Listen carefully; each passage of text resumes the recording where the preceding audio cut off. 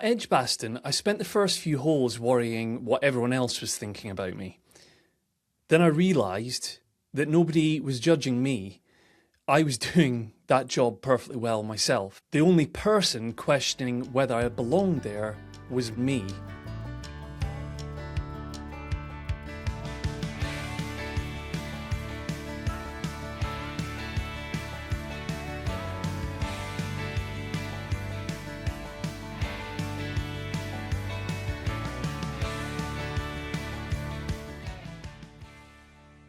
Hello and welcome back to another episode of the Golf Yourself Happy podcast with me, your head coach, Chris Lynch. In today's episode, episode 3 of a short mini-series on my recent participation in the National Club Golfer Top 100s Tour, I will be taking the opportunity to reflect on what it was like to take myself into a competitive environment, playing on some of the best and perhaps toughest golf courses and playing alongside other everyday golfers to see how I would fare in relation to the feelings and emotions that came up, the performance anxiety that I experience, because fundamentally the whole thing for me has been a bit of an experiment, because these are exactly the types of scenarios that usually in the past have filled me with fear and dread. And in that regard, I really went into it to experiment with a view to seeing what I could learn about myself and about other golfers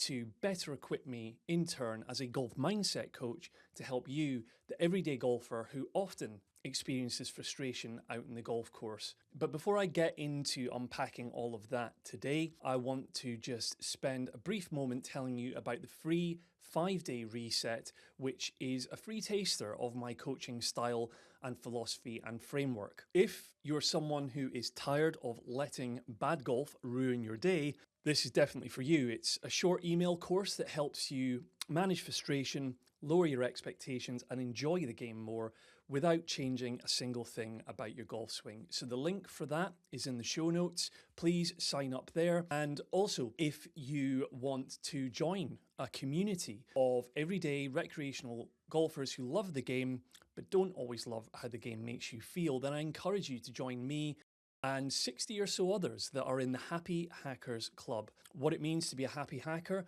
is to be somebody who is average at golf ultimately and is at relative peace with that, or is striving to make peace with that, and isn't performance obsessed or worrying too much about scores. And like I say, free community, link for that is also in the show notes. So please join me and the other members there. But without any further ado, let's tee off and get into the key takeaways and reflections from the NCG Top 100s Tour.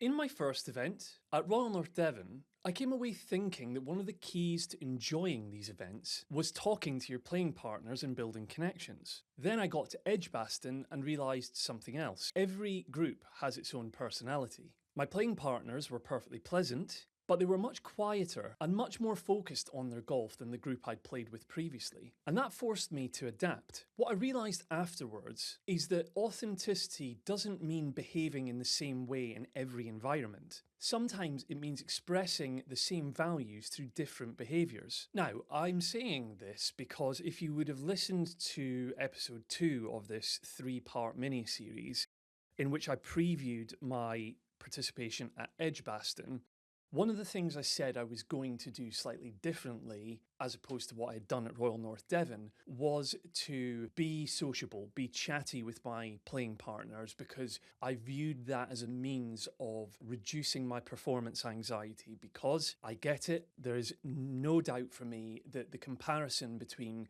playing casually in maybe a more general play environment with friends or in a social context, just when you compare that when playing in competitive events, which these National Club Golfer Top 100s Tour events are, it's just different. The stakes are higher, and mentally that does weird things to me, and it causes me to feel physically and mentally tense, and then that is reflected in the way that I play golf. And so I thought, okay, what are the tactics, strategies, intentions that I can set for myself in order to combat that? And one of those was going to Edgbaston, strike up conversation early and, get a bit of chat going and almost distract myself a little bit. Well, that was possible at Royal North Devon because those three guys were quite chatty and pretty outgoing. It was a different vibe at Edgbaston. Now, the three guys that I played with, like I say, really nice guys, and actually over the course of the round we got more comfortable in each other's company and the conversations started to flow, and perhaps actually even richer were the conversations and insights I took from those as compared with the Royal North Devon event.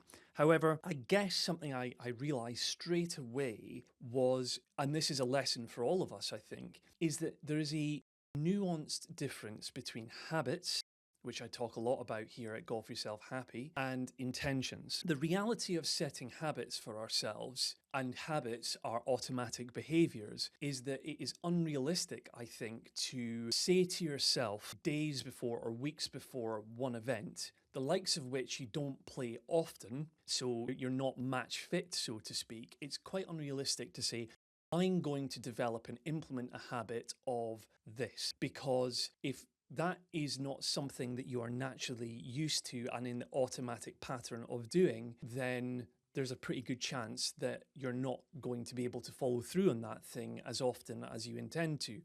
So I think this was a case of best laid plans, but what actually ended up happening was I kind of needed to adapt a little bit. But within adapting, this does not necessarily require you or I to be inauthentic and not acting in line with our values. So, for instance, I think one of my values is to be of service to other people.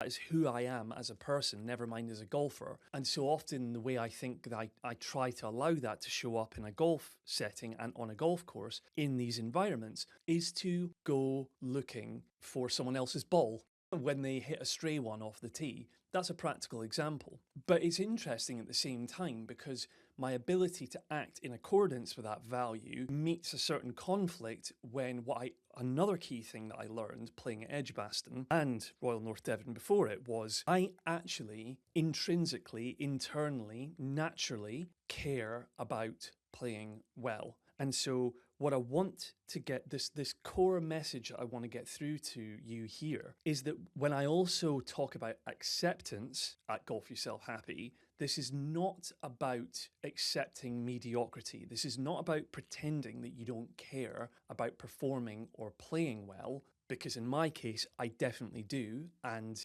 it showed up, let's say, in different ways at these two events. But the point here is really about adaptation. It's about finding things that work actually in the moment to help us relax and play a bit more freely, all whilst playing out our values. Now, I think something that I could have done and probably will try doing in the future is to write down on a scorecard. For example, it could be a scorecard or it could just be a piece of paper or something, which is a physical cue for me, which when I'm out in the golf course, I can look at in between shots, for example, and remind myself of what my intentions are for that day to bring me back, because I didn't do that over the last couple of rounds. A few reasons for that. You will have heard me, if you've listened to the previous two episodes in this series, say that I actually, on the one hand, at Royal North Devon, found it beneficial to not carry a scorecard with me around the course because I didn't need to. Because I was in a 4-ball, I had two other guys in the group who volunteered to keep score for the whole group, digitally and manually. One of them did it in an app and the other one did it on a physical scorecard. Now, this is another thing that threw me a little bit at Edgbaston, because when I arrived on the first tee, one of my playing partners said to me, "Would you mind doing it?" And I felt obliged to. I didn't feel able in that moment to say, no, I'd rather that you do it. So I took on the mantle. And also it was peeing with rain, by the way. So another thing I said I would do or wouldn't do at Edgbaston was indulge in negative chat about the weather. The reality is that's also because there were showers intermittent on and off the whole day. So you've got layers on, layers off, layers on, layers off.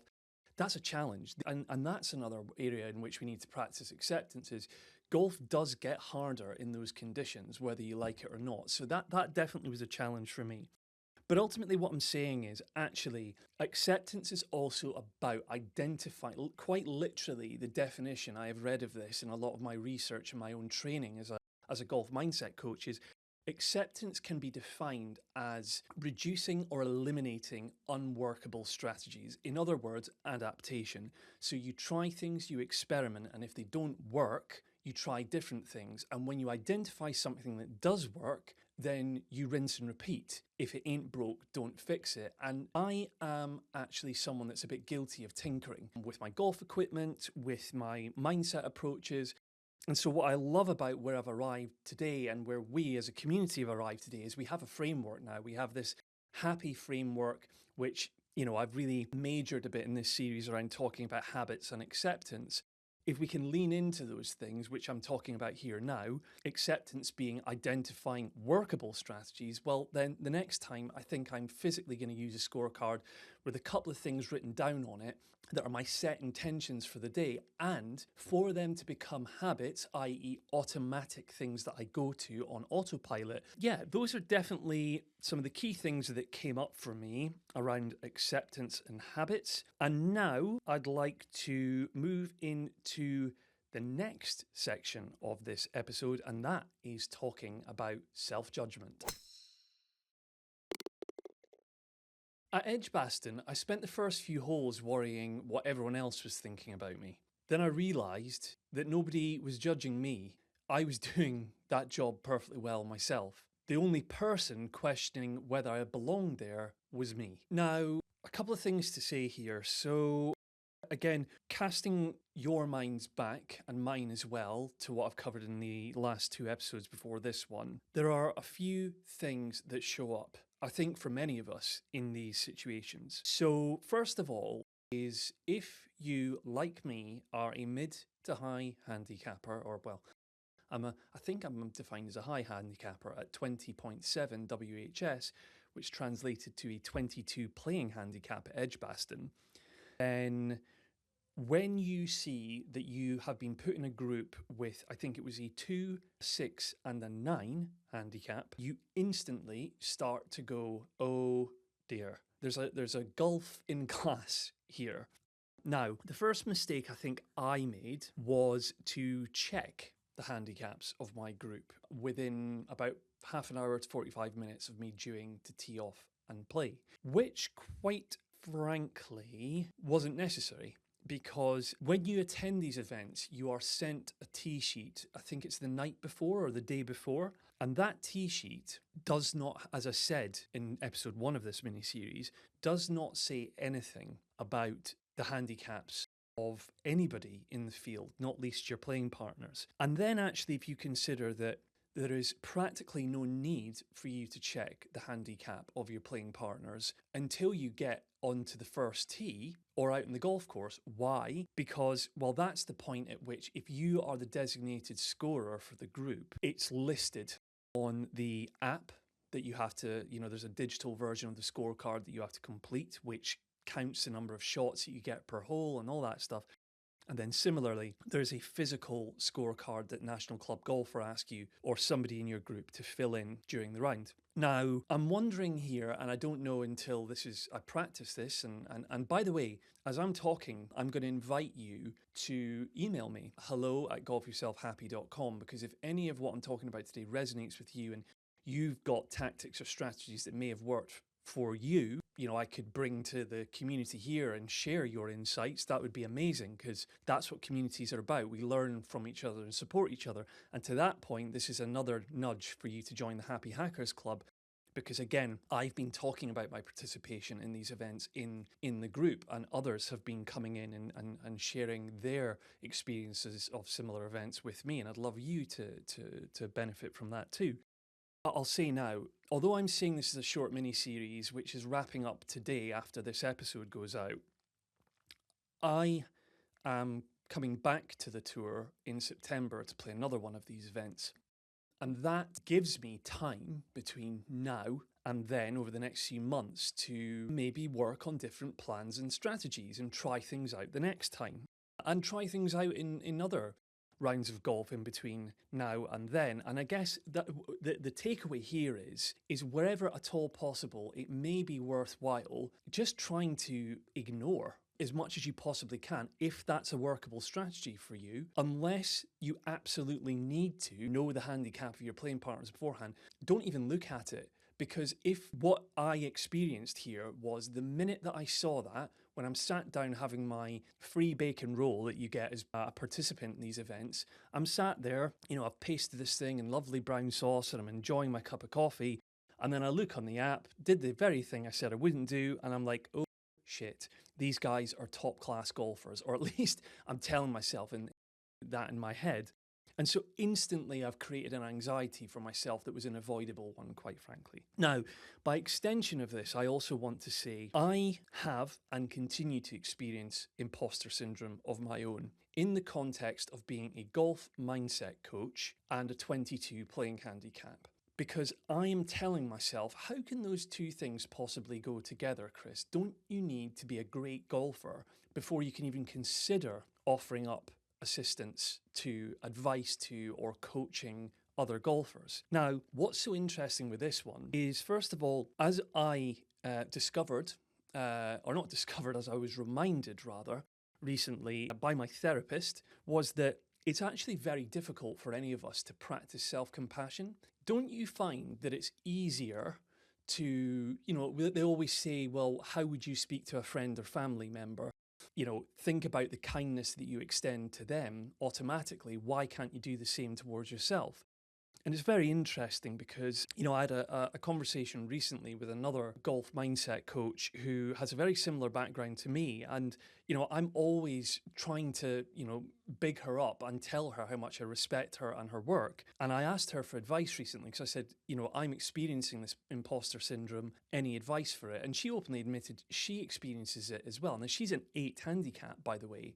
But, whenever she works with some golfers or she has conversations, she thinks, or her experience has been that she's met with a bit of skepticism. And I took the opportunity to remind her, and I said, something that I learned recently from somebody else in golf was that a certain Rory McIlroy, who won the Masters for the first time in 2025, is coached on the psychology side by a guy called Bob Rotella. Now, to you loving, doting golfers out there who love the game, Bob Rotella will be a name probably familiar to you. Bob Rotella apparently himself is an 18 handicapper, and I've been told that by a pretty reliable source. Now, isn't that incredible? You've got a mid to higher handicapper who is working on a mindset coaching basis with the best golfer in the world, or certainly one of the best right now or to have ever lived. So I'm trying to channel that back towards myself and say, Chris, you are worthy. You deserve to be doing this work because it's your passion. You've got a skill set. You've trained for this. And this is what I want you to take out of this, is this idea of belonging in the job that you do, belonging on a golf course, belonging in a 4-ball amongst seemingly better golfers than you. It's an inside job. What we tell ourselves will, in my view, have the greatest weighting towards how we feel about ourselves. Now, please join me as I move into the third and final section, in which I will be talking about how happiness in golf is not a one-size-fits-all approach. At both Royal North Devon and Edgbaston, I thought I was turning up to golf competitions. But what I discovered was a group of golfers who were all looking for something completely uniquely different. One was chasing mastery. One was creating memories. One was looking for breathing space. And it made me realise that happiness in golf is not one size fits all. If I'm honest, this section that we're in now is probably the one I'm most relishing talking through with you, because if I go back to when I first confirmed I was going to be playing these events and confirmed to you that I was going to be documenting my experiences at them on this podcast, I felt quite differently about them. I was entering into them with specific goals or intentions or hopes and dreams where they were concerned. But one of my greatest discoveries throughout taking part in them was what I actually learned about other people, about other golfers, and what they love about the game and why they were there in the first place. And so, looking across the 6 different golfers who I played with across the 2 events, you had one guy, for example, who was a few events away from completing the entire circuit. I'm talking like all the top 100 courses. He had done all of them or was close to doing all of them. Now, I hate to think what kind of budget he had available to him and how much that's cost him to do that. But genuinely, I loved that because I just thought, how cool is that? Like the science of happiness tells us that creating memories is a big thing. And for him, that clearly is proof of that. As much as he turned up there and wanted to play well when he was there, for him, it was much more about like bagging top golf courses. Like, in Scotland where I'm from, they talk about Munro bagging, hill walking and things. This guy was NCG top 100 bagging. It was very, very cool. And then in the same group, you had a guy who owns a business and shared with me that he has been very stressed out lately and that he said to his wife, I need to take a bit of time off. It's a family-run business. They run it together as far as I can remember. So he said, I need to take some time off. I need to play some golf, which is what I love and it helps me decompress. And I'm going to jump in my camper van and I'm going to go down to the coast, down to the Devon area and play on the NCG Top 100. So this guy had, when I met him, it was like maybe day 2 or day 3 of a 4-day stretch. And again, his reasoning for playing was more of a recovery and self-care exercise. Then you fast forward to Edgbaston and, I had a guy in my group who was a 2 handicapper who genuinely is probably up there with the best golfer I've ever played with. And it was awe-inspiring to watch how this guy hit the ball, if I'm honest. And although sometimes I'll say to you that comparison is the thief of joy. Well, actually, sometimes there are moments in golf where, if you've ever attended a professional golf event and you watch what the pros do, you hear the fizz of the ball, you see the trajectory and the ball flight, how it just goes low and then soars up into the sky. And that's what this guy was like. It was amazing to watch. So speaking to him, I asked him on the way round, I said, why are you here? What do you want to get out of this? Why do you play golf? And his answer was really mastery based and excellence. He wants to be the very best golfer he can be. And one of his strategies towards helping him towards that is to play some of the best courses in the country, because oftentimes these courses are more testing for different reasons, right? So I loved that. And, ultimately what it led me to realizing was that what happiness looks like in golf is different to everybody. And I've said it before and I'll say it again. Though here at Golf Yourself Happy and in the Happy Hackers community, you will hear me talk about things like, putting happiness first and handicap later. We measure joy gained over strokes gained. It can give that impression that we don't care about performance here at Golf Yourself Happy. And that couldn't be further from the truth, because as I've already said in this episode, I, for one, care about performance. My experience at these 2 events was I scored not many Stableford points in either, and I was bitterly disappointed. I say bitterly disappointed, that's wrong. I was disappointed, okay? And maybe that's a measure of, how much I've worked on myself and my mindset over time, but I care about it. And it would be silly and unrealistic to say to any of you that you shouldn't care about score, but rather that score doesn't define you. You can care about score, you can care about performance, but if you reframe your outlook on the game and try and show up in a way where you're prioritizing enjoyment, whatever that looks like for you, and happiness in whatever way, shape or form that looks like for you, that's great. I'm not here to prescribe a worldview to you. I'm here to help you actually discover you and discover your values, what you care about in golf, why you play golf, and what you want to get out of it. So to round this out, what I'm actually saying to you is I'm really motivated to help you everyday golfers to discover those things that I just mentioned. And I would sincerely love it if you joined me in the Happy Hackers community using the link in the show notes. It's a free WhatsApp community. I am there. I will personally greet you. I make it my mission and I make a point of personally greeting every person that joins the Happy Hackers community. So please join me there. But in the meantime, please folks remember to always put your happiness first and your handicap later. See you next time.